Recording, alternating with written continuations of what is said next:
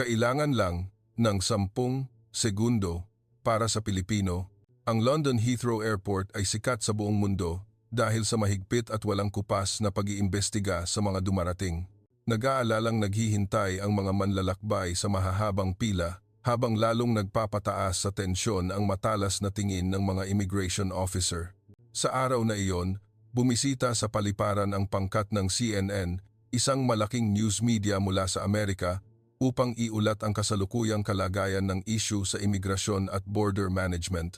Dinokumento ng pangkat ang mga eksena ng mga pasaherong sumasailalim sa mahigpit na inspeksyon, habang nagkakandahirap ang mga manlalakbay mula sa ibang bansa sa mga tanong at problema sa dokumento.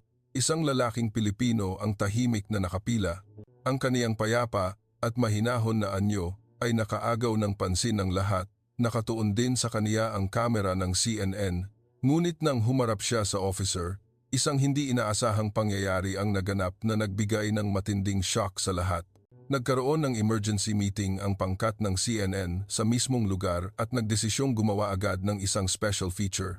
Agad na kumalat ang programa at naging usap-usapan sa buong mundo na umani ng pagkamangha at paghanga. Sino ang lalaking ito? Ano ang nangyari sa kaniya?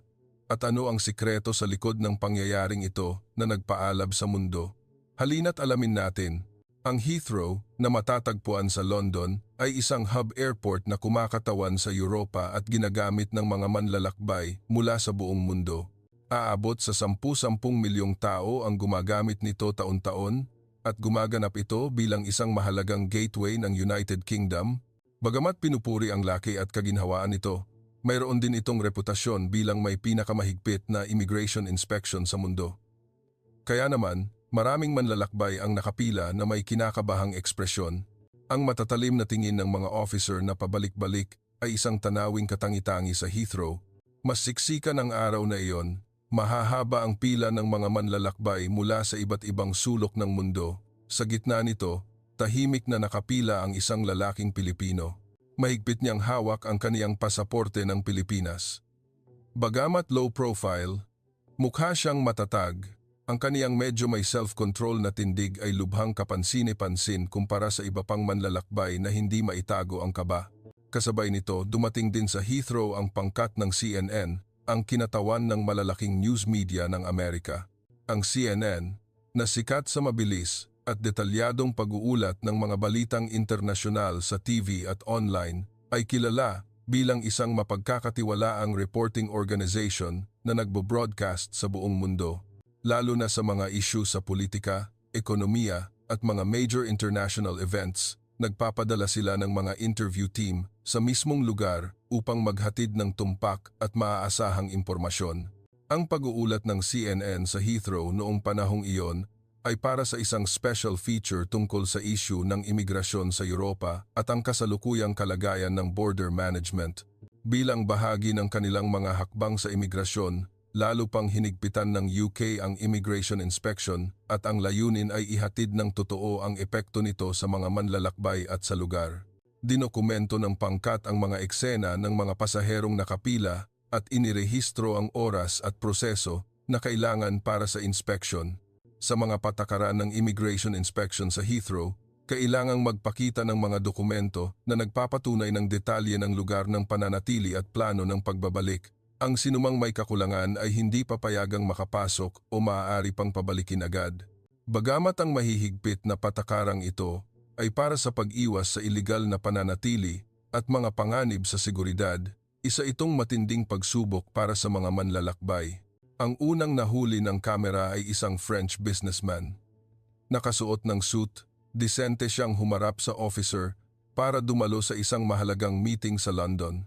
Ngunit nang tanungin ng officer kung nasaan ang address ng kaniyang pananatili, nagbigay siya ng malabong sagot na sinasabing plano niyang hanapin iyon pagdating niya dahil hindi pa kumpirmado ang schedule ng meeting.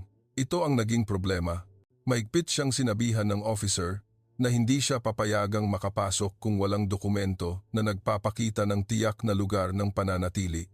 Naiinip siyang tumawag sa kaniyang kumpanya, ngunit dahil sa mahina ang signal, hindi niya makumpirma ang lugar ng pananatili.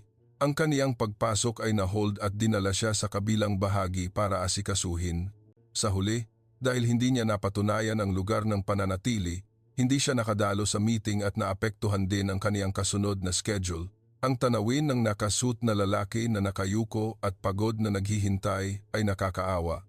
Sumunod na, nahuli ng kamera ang isang pamilyang Chino na tourist. Nakasuot sila ng casual attire at may hawak na tour guide, masaya silang nakapila. Ngunit bumasag sa kanilang inaasahan ang mataas na pader ng immigration inspection. Nang tanungin ng officer ang tagal ng pananatili at proof of accommodation, sumagot ang ina na mayroon silang hotel reservation confirmation, ngunit ang dokumentong ipinakita ay malabo ang print at hindi mabasa ang petsa. Dagdag pa, nang hingan sila ng return flight ticket, hindi rin sila handa dahil sa magkapatong-patong na kakulangan, hindi pinayagang makapasok ang pamilya. Bagamat sinabihan silang sumakay sa susunod na flight pabalik, wala nang flight pa uwi kinagabihan, ang pamilyang Chino ay napilitang magpalipas ng gabi sa waiting area ng paliparan. Sinasabing hindi sapat ang food supply at umiyak ang mga bata dahil sa gutom hanggang sa nakatulog sila habang umiiyak. Kinabukasan, bagamat nakasakay sila sa flight pabalik sa Tsina, pagod na ang mga magulang at matamlay ang mga bata. Lalong tumindi ang kaba ng iba pang manlalakbay na nakasaksi sa mahigpit na inspeksyon. Sa ganitong sitwasyon, tanging ang isang lalaking Pilipino ang tahimik na naghihintay. Ang kaniyang kalmadong tindig ay kabaligtaran ng pagkataranta ng paligid. Nahuli siya ng kamera ng interview team. Kahit ang mga staff ay nagbubulungan, magkakaproblema rin kaya ang taong ito. Sa wakas, dumating ang turn ng Pilipino. Habang nakikita niya ang iba pang manlalakbay na nagkakandahirap sa matitinding tanong ng officer. Nang humakbang siya mula sa pila at tumayo sa harap ng officer, napatingin sa kaniya ang lahat. Walang pag-aalinlangan niyang inabot ang kaniyang pasaporte sa officer. Ang kilos na iyon ay hindi nagpapakita ng kaba, bagkus ay natural at tuloy-tuloy.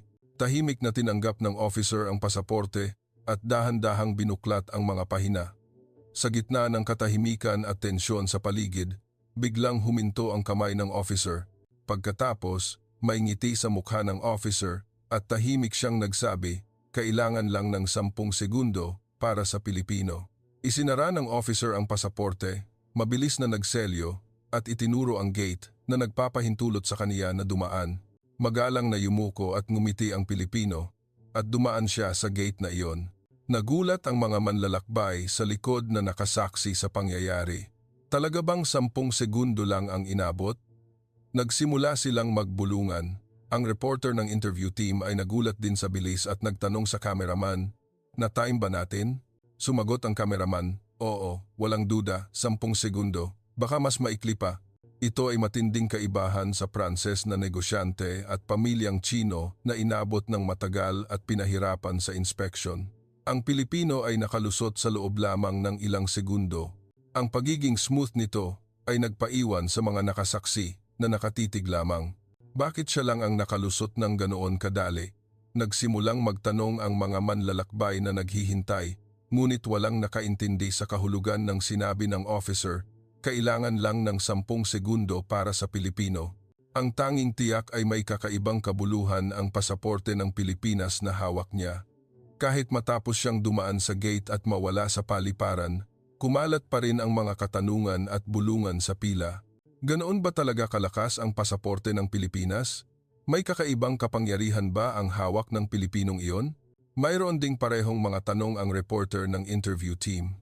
Nagpatuloy silang mag-shoot habang inoobserbahan ang sitwasyon. Pagkatapos, nagdesisyon ang pangkat na magpatuloy sa pag-oobserba sa loob ng paliparan. Sumailalim din sa inspection ang iba pang manlalakbay na Pilipino at sila ay nakalusot din sa gate ng may kahanga-hangang smoothness.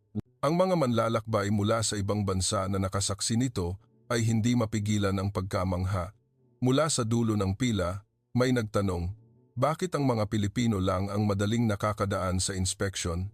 Nang matapos ang pag-uulat sa loob ng paliparan, agad nagpulong ang mga reporter ng CNN at nagdesisyong gumawa ng emergency special report na nakasentro sa pangyayaring ito. Ginamit ng pangkat ang footage at mga interview na nakalap sa paliparan at mabilis na inihanda ang special feature, Ang natapos na programa ay inischedule na ipalabas sa primetime kinagabihan. Nang magsimula ang special feature, ipinakita ang mga footage na kinunan sa London Heathrow Airport. Ipinakilala ng host ng CNN ang mga footage habang itinutulak ang programa. Panoorin ninyo ang video na ito, mga manonood. Sa London Heathrow Airport, habang sumasailalim sa mahigpit na inspeksyon ang mga manlalakbay mula sa buong mundo, nakunan ng mga Pilipino na nakakadaan ng kahanga-hangang smooth. Ipinakita sa screen ang Pranses na negosyanteng nagkakandahirap dahil sa higpit ng inspeksyon, ang pamilyang Chino na tourist at ang iba pang manlalakbay na nakapila ng mahaba. Kabaligtaran nito, ipinakita ang mga Pilipinong sunod-sunod na nakakadaan sa gate. Bakit binibigyan ng ganitong special treatment ang mga Pilipino? Hinarap ng host ang tanong at nagsimula namang magbigay ng opinion ang mga guest. Nagkomento ang isang international relations expert. Walang duda, ang pasaporte ng Pilipinas ay isa sa pinakamalakas sa mundo. Sa puntong ito, sumabat ang isang Chinese guest at galit na nagsabi, "Kalokohan yan." Agad na uminit ang studio. Ang Pilipinong iyan ay tiyak na nanuhol para makalusot ng smooth. Imposibleng ganoon lang kadali ang inspection. Ang pamilyang Chino ay ginawan ng ganoong kalaking problema, tapos ang Pilipino ay binibigyan ng special treatment? Imposible yan.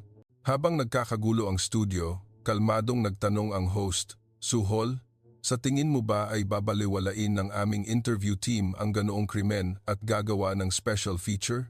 Ang matatag na salita ng host ay nagpatahimik muli sa studio. Nagpatuloy ang host sa pagpapaliwanag, ang gobyerno ng UK ay matagal nang nagdeklara na ang mga may hawak ng pasaporte ng Pilipinas ay itinuturing na low risk at trusted travelers sa pagpasok. Maaari silang mag-enjoy ng fast track na tulad ng mga citizens ng UK at EU. Sa pagkarinig nito, nagulat ang mga guests sa studio. Ngunit ang Pilipinong ito ay hindi gumamit ng automated gate dahil ang kaniyang propesyon ay nangangailangan ng manual immigration inspection, idinagdag ng host. Ipinakita rin na ang pasaporte ng Pilipinas ay nagpapahintulot ng visa-free na pagpasok sa karamihan ng mga bansa at matagal nang nasa nangungunang ranggo sa passport rankings. Ito ay patunay na ang Pilipinas ay itinuturing na isang trusted nation. Nang tumingin ang host sa Chinese guest, nawala na ang init ng ulo nito at nakayuko, namumula ang mukha. Ang special feature na ginawa ng interview team ay nagbunyag ng mas nakakagulat na katotohanan. Dahil sa sobrang tiwala sa pasaporte ng Pilipinas, ito ay ginagamit para sa passport counterfeiting ng ilang bansa. Ipinakita sa ikalawang kalahati ng programa ang mga nakaraang kaso ng counterfeiting. Isang partikular na nakakagulat na halimbawa ang ipinakita. Nagpalit ang screen at ipinakita ang footage ng isang insidente noong 2023 sa Heathrow. Isang Chinese couple ang nagpakita ng pekeng pasaporte ng Pilipinas sa officer na sinasabing, "Kami ay Pilipino." Ngunit ang kanilang ugali ay medyo unnatural at may kaunting pagkakaiba sa kanilang accent. Naghinala ang officer at nagtanong ng mas detalyado, "Saan kayo nakatira sa Pilipinas? Saan inisyu ang pasaporte na ito?" Nauutal ang mag-asawa at hindi makasagot ng direkta. Nang suriin ng mabuti ng officer ang pasaporte, natuklasan itong peke. Ang sumunod na footage ay nagpakita ng mag-asawang nakayuko sa interrogation room. Sa huli, umamin ang lalaki. Inamin niyang binili ang pasaporte sa Beijing at narinig na madaling makalusot sa mahihigpit na inspection, kabilang na ang Heathrow, kung magpapanggap na Pilipino. Ang insidenteng ito ay muling nagpatunay na ang pasaporte ng Pilipinas ay hindi lamang isang travel document, kundi isang mataas na pinahahalagahan na proof of trust sa buong mundo. Sa maraming bansa, ang pagtingin pa lang sa pasaporte ng isang Pilipino ay nagbibigay na ng sense of security at smooth na nagpapatuloy ang inspection. Ito ang reality. Ayon sa statistical data na ipinakita sa programa, ang pasaporte ng Pilipinas ay isa sa pinakamaraming pineke sa buong mundo sa nakalipas na dekada. Ang dahilan sa likod nito ay ang maraming bansa na maaaring bisitahin ng visa-free ng mga may hawak ng pasaporte at ang reliability ng mga Pilipino na napakababa ang posibilidad na magdulot ng problema sa ibang bansa. Ang trust na ito ay isang napakaakit na target para sa mga may masasamang hangarin. Ipinakita rin sa programa ang interview sa immigration officer ng Heathrow. Sinabi ng officer, sa kaso ng mag-asawang ito, hindi ang pasaporte mismo, kundi ang kanilang ugali at kilos ang nagbunyag sa kanila.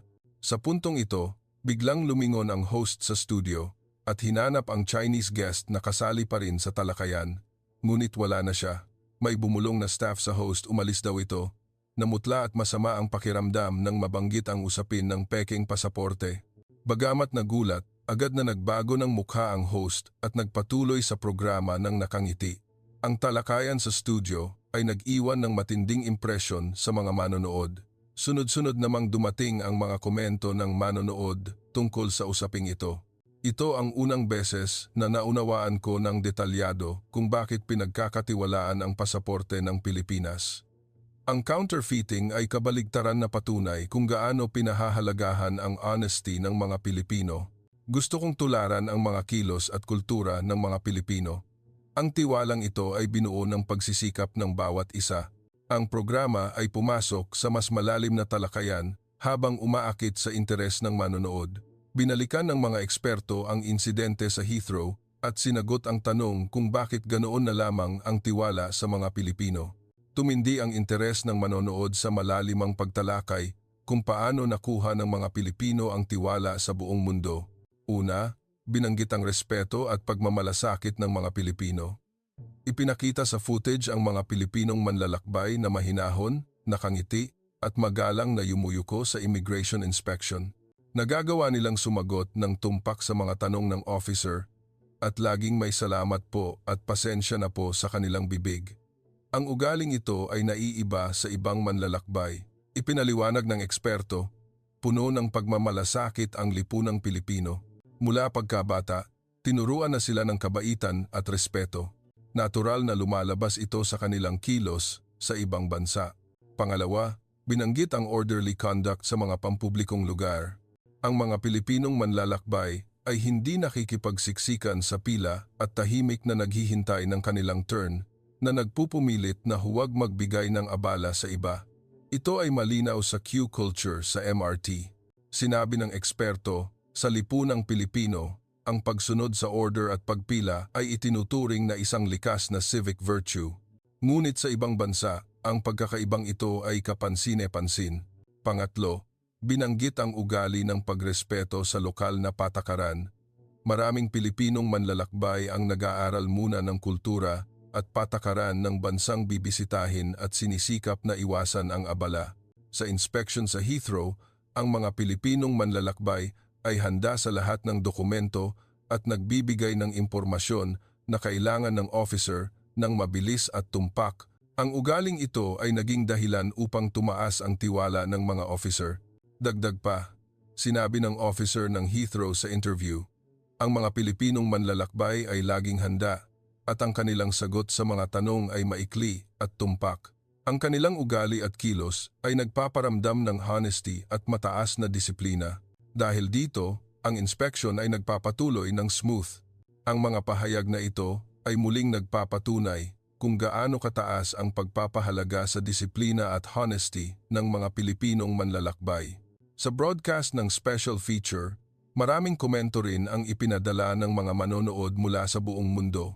Ito ay hindi pasaporteng milagro, kundi mamamayang milagro. Ang tiwala sa mga Pilipino ay natural lamang. Ang mga salitang ito ay nagpahiwatig ng matinding damdamin ng mga manonood. Ang pasaporte na hawak ng mga Pilipino ay nagtataglay ng kabuluhan na higit pa sa isang dokumento at malinaw na ipinakita na ang kilos at ugali ng mga Pilipino ay pinahahalagahan sa buong mundo. Mayroon ding komento na nagsasabing, ang Pilipinas ay talaga namang napakalakas. Ang insidente sa Heathrow ay nag-iwan ng matinding impresyon sa mga manonood. Nagbiro ang ilang manonood na, gusto ko ring maging Pilipino. Samantala, mayroon ding nag-analisa ng tahimik, ang magalang at mabait na kilos tulad ng sa mga Pilipino ay marahil ang susi sa tagumpay sa mundo. Maraming dapat matutunan sa kanilang kilos. Dapat ding ipasok ng ibang bansa ang kultura ng Pilipinas. Habang inihahambing ng mga manonood sa kani-kanilang bansa, Muli nilang kinikilala ang halaga ng tiwala na binuo ng mga Pilipino. Ang mga guest sa studio ay lalo pang nagpalalim sa talakayan matapos matanggap ang mga komento ng manonood.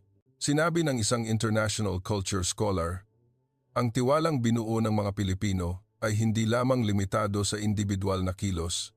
Ang kanilang buong kultura ay nagtataglay ng halaga ng honesty, kabaitan at pagmamalasakit. Ang kulturang ito ang nagbunga ng mataas na pagpapahalaga sa international society. Idinagdag naman ng isa pang guest, ang mga Pilipino ay sumusunod sa lokal na patakaran saan man sila magpunta at nagpupumilit na makisalamuha sa lokal na lipunan.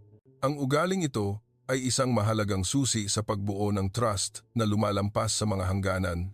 Sa tingin ko, dapat din nating tularan ang ugaling ito. Ipinakilala rin ng host ang mga maliliit na kwento tungkol sa mga Pilipinong manlalakbay. Halimbawa, sa isang chain hotel sa Europa, may isang Filipino guest na nag-ingat na huwag mag-ingay habang naglilipat ng gamit sa gabi upang hindi maabala ang ibang guest. Naiyak sa pagkaantig ang hotel staff at sinabing, ang mga Pilipino ay espesyal. Mayroon ding US hotel staff na nagsabing, ang mga Pilipino ay magalang at laging malinis ang kanilang kwarto. Napakataas ng kanilang evaluation sa mga staff. Sa isang European restaurant, nagkomento na, sumusunod ang mga Pilipino sa oras ng reservation at nagpapakita ng pasasalamat ng taos-puso matapos kumain. Bihira itong makita sa ibang guest. Sa kabilang banda, mayroon ding reflection kung bakit ang mga manlalakbay mula sa sarili nilang bansa ay nagkakaproblema. Maraming kaso sa aming bansa kung saan ang mga manlalakbay ay nagdudulot ng problema dahil hindi sila handa bago umalis. Nararamdaman ko na napakahalaga ang thorough preparation at pagrespeto sa lokal na kultura tulad ng mga Pilipino. Ito ay nagpapahiwatig na ang ugali ng mga Pilipino ay naging role model para sa mga tao ng ibang bansa. Bukod pa rito, tumaas ang interes at concern sa kultura ng Pilipinas. Gusto kong malaman pa ang kultura ng Pilipinas. Gusto kong matuto kung paano kumilos tulad ng mga Pilipino. Ang mga ganitong uri ng komento ay dumagsa na malinaw na nagpapahiwatig ng pag-usbong ng admiration para sa Pilipinas. Nagpahayag ang ilang manonood na, darating ang araw na pupunta ako sa Pilipinas at mararanasan ko mismo ang kanilang kultura. Lumampas sa simpleng special report ang programa at naging pagkakataon upang itaguyod ang interes sa international exchange. Mayroon ding pahayag ang immigration officer ng Heathrow na kapag nakikipag-ugnayan kami sa mga Pilipinong manlalakbay, nakakaramdam din kami ng relief. Sila ay trusted citizens at exemplary figures na karapat-dapat igalang para sa aming mga officer. Ang mga salitang ito ay nag-iwan ng matinding impresyon. Ang nakakagulat na insidente sa London Heathrow at ang special feature ay muling nagtanong sa mga manonood, ano ang tiwala? Nagbigay ng summary ang eksperto. Ang special treatment na natatanggap ng mga Pilipino sa international society ay hindi aksidente. Ito ay bunga ng kulturang nagpapahalaga sa respeto, civic virtue, at pagmamalasakit sa kapwa.